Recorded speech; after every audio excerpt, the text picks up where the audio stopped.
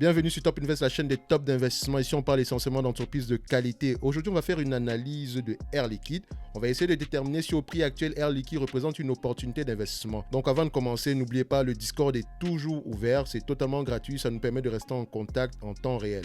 Donc, Air Liquide est un groupe spécialisé dans la production de gaz industriel. Donc, le gaz industriel, ça comprend l'azote, l'oxygène, l'hydrogène.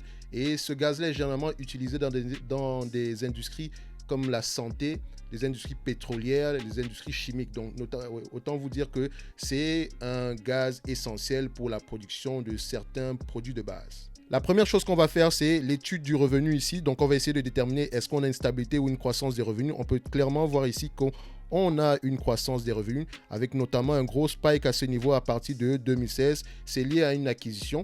Donc, ici, on peut voir que ce n'est pas une compagnie qui croît de manière organique, c'est généralement une compagnie qui fait des acquisitions pour pouvoir booster la croissance. Mais dans tous les cas de figure, on peut déjà remarquer qu'elle arrive à maintenir ses marges assez stables. Sur les 10 dernières années, on a 4,27% de croissance et sur les 5 dernières années, on a 4,57% de croissance. Donc, encore une fois, en date d'aujourd'hui, donc au 31 décembre, au 31 décembre 2021, on n'a pas encore les chiffres au complet, mais ce qu'on peut déjà voir ici, c'est que 2020 n'a pas été une année extraordinaire. Donc ici, on analyse les chiffres au complet. Donc 2020 n'a pas été une année extraordinaire. Donc si on prend en considération comme l'année de départ 2019, on peut voir ici que c'est une compagnie qui arrive à maintenir une croissance à peu près aux alentours de 6% sur les 10 dernières années et 7% sur les 5 dernières années si on se limite à décembre 2019, donc avant la pandémie.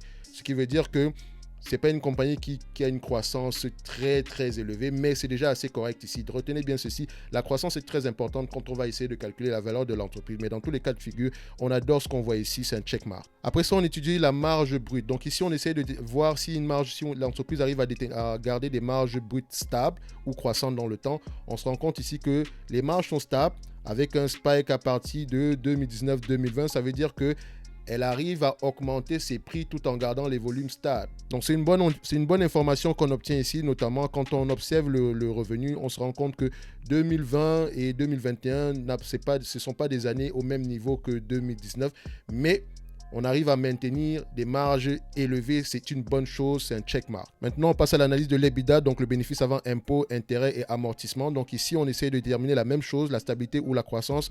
On se rend compte que c'est une compagnie qui arrive à maintenir des marges à peu près aux alentours de 25%. C'est une bonne information qu'on obtient ici, même si également on peut remarquer qu'on a également une croissance des marges à partir de 2020-2021. Donc dans tous les cas de figure, on adore ce qu'on voit ici. On peut remarquer que la stabilité est là et c'est ce qu'on recherche principalement. Donc maintenant, on va étudier la stabilité du bilan. Ici, on recherche une dette nette sur EBITDA inférieure à 5. Donc ici, qu'est-ce qu'on a comme information? On a une dette nette sur EBITDA aux alentours de 2. Donc c'est une bonne information qu'on a ici. Donc on adore ça. Ça veut dire que l'entreprise a clairement les capacités de pouvoir rembourser la dette. Donc généralement, je vous ai toujours dit, on recherche toujours des entreprises avec une dette nette sur EBITDA inférieur ou égal à 5. Tout ce qui est supérieur à 5, il faut se poser des questions. Donc, c'est une bonne information qu'on a ici. Et vérifiez également que la dette nette sur EBITDA dépend énormément de l'EBITDA. Donc, si vous avez des EBITDA qui sont présentement en berne de manière temporaire, ça veut dire que l'information que vous aurez ici n'est peut-être pas vraie, mais dans tous les cas de figure, on aime ce qu'on voit ici présentement. Maintenant, on passe à l'évaluation de la compagnie. Je vous ai toujours dit que je commence par la valeur d'entreprise sur EBITDA. La valeur d'entreprise ici est égale à capitalisation boursière plus dette moins cash, donc on peut dire capitalisation boursière plus la dette nette si vous voulez. Donc ici, c'est un ratio qui est influencé par non seulement la dette, la capitalisation boursière, mais également par l'EBITDA. Donc, retenez bien tous ces éléments-là. Donc, quand on arrive à ce niveau-ci, qu'est-ce qu'on regarde? C'est d'abord, premièrement, on regarde la moyenne. On essaie d'acheter une entreprise qui se rapproche plus de la moyenne ou bien qui s'échange en dessous de la moyenne ici sur une longue période de temps. Donc, on se rend compte que c'est une compagnie qui s'échange présentement à 15 fois la valeur d'entreprise sur EBITDA. Donc, elle est clairement surévaluée par rapport à ce ratio-ci. Mais il ne faut pas oublier une chose. Il faut prendre en considération la croissance également. Et je vous avais dit plus haut que l'entreprise a une croissance à peu près de 6% sur les 10 dernières années, 5% sur les 7 dernières années, si on prend en considération 2019 comme année de départ. Mais on peut voir ici, juste pour simplifier les choses, on va se dire que c'est une compagnie qui a la capacité de pouvoir faire croître les revenus ou les bénéfices de 5% année après année. Donc, si on prend 5% de croissance sur les 5 prochaines années, ça revient à dire que 5% de croissance ici sur les 5 prochaines années, ça équivaut ici à multiplier l'EBITDA actuel par 1,276. Donc, on va dire ici, pour simplifier les choses, 1,28. Donc, qu'est-ce qu'on fait? Je prends le 15,22, je le divise ici par 1,28. Ça correspond ici à 11,89.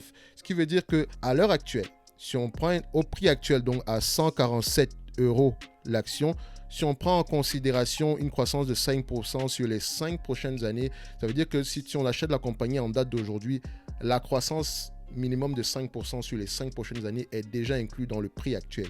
Donc, on peut clairement se dire que l'entreprise, si on ajoute justement cette croissance-là, elle s'échange réellement à 11,89. Donc, on considère que voilà, au prix actuel, c'est tout simplement correct. Il n'y a pas de surévaluation, il n'y a pas de sous-évaluation. L'entreprise et le prix est correct actuellement, donc ce n'est pas une opportunité d'investissement. Donc, on essaie d'acheter une entreprise pour moins que ce qu'elle ne vaut réellement afin de pouvoir bénéficier du différentiel entre la valeur et le prix, ainsi que se garder une certaine marge d'erreur. Donc, au prix actuel, Air Liquide, avec ce tableau-ci, ne représente pas une opportunité d'investissement, mais le prix n'est pas mauvais, il est juste tout simplement correct. Mais on va essayer d'aller plus loin. Notamment, je vais utiliser ce tableau-ci ici qui représente l'EBITDA. Ici, vous avez vu la marge de l'EBITDA est de 25%. Ici, si je prends 25% avec un revenu, disons, je prends simple, je vais juste simplifier les choses. Disons qu'on a un revenu ici de 22 milliards. Actuellement, le revenu est aux alentours de 21 milliards, mais si on considère la période actuelle comme étant une période assez compliquée et qu'on prend comme année de référence 2019 où la compagnie avait clairement un revenu de à peu près 22 milliards, donc c'était 21 956, mais je veux toujours arrondir ici. Donc, on va commencer avec un revenu de 22 milliards. Je ne recherche pas la précision. Ici, on ne veut pas avoir précisément raison. On va avoir le moins de tort possible. C'est la raison pour laquelle j'utilise toujours les chiffres ronds. J'essaye toujours d'arrondir. Mais là, le raisonnement reste le même. Donc, vous pouvez utiliser 21 milliards comme vous pouvez utiliser 22 milliards. Il y a 1 milliard de différence, c'est vrai. Mais vous allez voir que le raisonnement reste le même. Si on prend ici 22 milliards en termes de revenus et qu'on multiplie par 25%, d'accord, ça revient ici à 5 milliards 500. Si vous prenez le 5 milliards 500, vous multipliez par 10, donc 10 fois les EBITDA. Je vous ai toujours dit que l'EBITDA là-bas en base de 10, c'est la valeur, c'est l'EBITDA moyen par rapport au marché. Et quand je dis le marché, j'utilise en général le S&P 500, mais ce n'est pas en réalité ça. Le marché mondial est bien plus grand que ça. Mais Air Liquide fait partie des meilleures compagnies au monde dans son domaine. Donc, elle peut clairement s'échanger aux alentours des 10 fois les EBITDA. Mais on va juste pas se limiter aux EBITDA, mais on commence déjà par là. Donc, je prends ici la moyenne qui est de 10 fois les EBITDA. Donc, ici, en base 10. Ensuite, j'utilise une base de 11 comme la moyenne de Air Liquide ici. Ça, c'est 11.61, 11.16 ici. On va se dire généralement 11. Et je prends une marge haute ici à 12. 25 fois le revenu, donc on revenu à 22 milliards, 25% de 22 milliards, ça revient à 5 milliards 500. Et si je prends 5 milliards 500, je multiplie par 10, ça fait 55 milliards. J'enlève la dette actuelle ici aujourd'hui qui est aux alentours de 13 milliards. Il me reste une valeur d'équité ici à 42 milliards. 42 milliards divisé par le nombre d'actions disponibles à 474 milliards. Ça fait ici une valeur, un prix aux alentours de 88 € et 70 sous. D'accord? Donc l'entreprise serait surévaluée. Si on prend en référence le 10% pas le 10%, 10 fois les EBITDA. Donc l'entreprise serait surévaluée. Maintenant, si on prend le même calcul avec 11 fois les EBITDA, on trouve une valeur à 100 €. Si on prend le même calcul également avec 12 fois les EBITDA, on arrive à une valeur à 111 €, 112 €. D'accord? Mais vous avez remarqué ici que l'EBITDA actuel, ça ne prend pas en considération la croissance. D'accord? Ça, c'est la base actuelle à 22 milliards. On ne prend pas encore en considération la croissance ou bien une éventuelle augmentation des marges. Vous avez remarqué que au dernier mois, on a une légère augmentation des marges, mais je préfère toujours me fier à la moyenne d'une entreprise plutôt qu'à une période déterminée qui est assez courte. Donc, on reste toujours dans le même raisonnement. Ici, on va se rendre compte que l'entreprise est clairement surévaluée si on prend ces ratios-ci. Mais maintenant, je vais ajouter la croissance. On revient toujours au même calcul que précédemment ici. D'accord? C'est toujours la même chose. Sauf que maintenant, je vais vous montrer les deux phases. La partie avec la croissance et la partie sans la croissance. Si on n'a pas la croissance, c'est clairement surévalué ici aujourd'hui, comme je vous l'ai mentionné ici. Et si on ajoute la croissance, c'est clair. Si on ajoute la croissance maintenant, quelle est la situation? Je vous avais dit précédemment que l'entreprise est à un prix correct en date d'aujourd'hui. D'accord? Donc, on va voir ce que ça donne quand on fait le calcul manuellement. C'est toujours le même raisonnement, sauf que maintenant, croissance de 5% sur les 5 prochaines années, ça nous revient à 1,28. On multiplie, ça veut dire qu'on va multiplier ici, ce n'est pas 1,28%. Ça revient à multiplier l'EBITDA ici par 1,28. Donc le 5500 qu'on avait précédemment, on le multiplie par 1,28, on arrive à 7 milliards. Donc c'est 7 milliards 40. J'arrondis à 7 milliards, ça ne change rien du tout. 7 milliards. Et on revient avec le même calcul ici, toujours avec 10 fois, 11 fois et 12 fois. Et qu'est-ce que ça nous donne? Première chose ici, qu'on fait 7 milliards, moins la dette ici, 13 milliards, ça fait 57 milliards ici, divisé par le nombre d'actions, on arrive à 120 € l'action. Si on prend le ratio à 11, ça nous donne 135 € l'action. Si on prend le ratio à 12, ça nous ramène à 149 € l'action. Donc, présentement, ça veut dire que l'entreprise, en marge haute, l'entreprise n'est pas surévaluée, donc elle est correctement évaluée. Et retenez ici que sa moyenne est de 11,16. Et ici, vu que j'arrondis également, on va se dire qu'on est aux alentours de 147, 150 €. Donc, je vous l'avais dit précédemment, juste en me fiant à ce graphique-ci, que le prix est correct, l'entreprise est correctement évaluée si on prend en compte la croissance. Si on ne prend pas en compte la croissance, l'entreprise est surévaluée. Donc, le raisonnement reste le même ici, surévalué si on ne prend pas la croissance, évalué correctement si on prend en compte la croissance. Donc, maintenant ici, je dois faire de l'arbitrage. Donc, vous vous souvenez que la valeur de Air Liquide se situe à ce niveau-ci, dans cette zone-ci, d'accord? Donc, j'arbitre entre ces deux-ci, entre 135 et 149. Je ne cherche pas à avoir précisément raison. Je vais avoir le moins de tort possible. Donc, je vais me dire que, voilà, même si c'est 135 €, 135 € à 147 ici, on ne paye pas. Le prix est tout simplement correct, d'accord? Donc, voilà comment je retrouve la valeur de cette entreprise ici. Donc à 147 €, encore ici aujourd'hui, on se rend compte que le prix est correct. Mais on va encore aller plus loin que ça. Maintenant, on va passer à le price to earning, donc le PER. D'accord? Donc le PER ici, je prends base 20, base 22 et base 25. Le PER moyen de Air Liquide est de 20. D'accord? Donc à 22, 25, c'est que j'ajoute un tout petit peu de sauce, d'accord, si au cas où il y a une légère spéculation, etc. Mais dans tous les cas de figure, le raisonnement reste le même. Donc toujours ici, la marge du free cash flow, dont le free cash flow margin est égal ici à 10%, d'accord, ainsi que le bénéfice net, la marge du bénéfice net est également de 10% ici. Donc, si on prend ici une marge de 10% par rapport à un revenu de 22 milliards, ça correspond à combien? Ça correspond ici à 2 milliards 200. Donc 2 milliards 200 multiplié par 20 fois le PER moins la dette. J'enlève toujours la dette, d'accord? Moins la dette ici, divisé par le nombre d'actions en date d'aujourd'hui, ça revient à 65 €. D'accord? Ça, c'est le premier palier. Deuxième palier ici, en faisant le même calcul, 74 €. Troisième palier, en faisant le même calcul avec 25 fois le PER, ça fait 88 €. Donc, sans croissance, le prix d'aujourd'hui est surévalué. Ça revient encore au même raisonnement que précédemment si on n'ajoute pas la croissance. Maintenant, on va ajouter la croissance. C'est toujours le même calcul.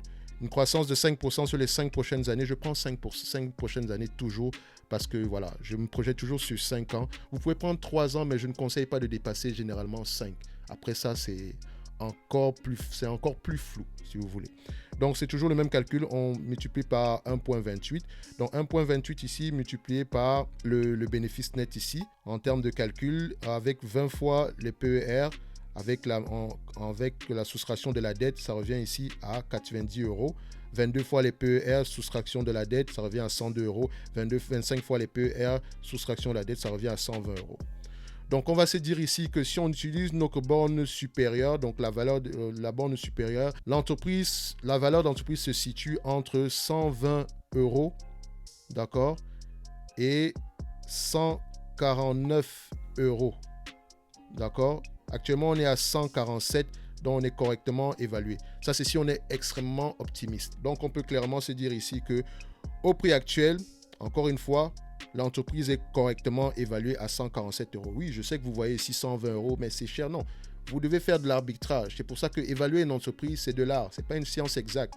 Donc, ça dépend maintenant de la partie qualitative. Il y a ceux qui vont se dire que je considère que cette entreprise peut s'échanger encore plus à un PER encore plus élevé que ça. Est-ce que c'est vrai? C'est possible.